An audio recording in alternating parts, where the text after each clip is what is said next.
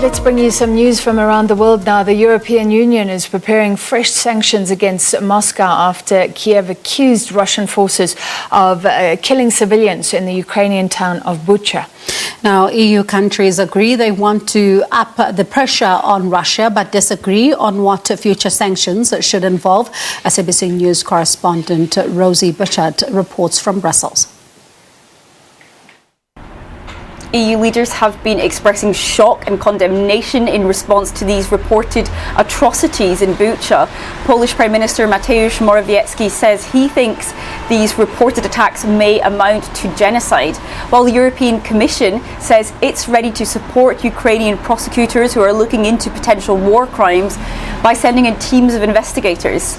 Yet again, the Kremlin is showing its true face, targeting, murdering civilians, destroying civilian infrastructure, violating international humanitarian law and committing war crimes. Now, Russia denies involvement in these reported civilian killings and essentially claims that this is something that has been staged by Ukraine and the West, though that is a claim that Brussels dismisses.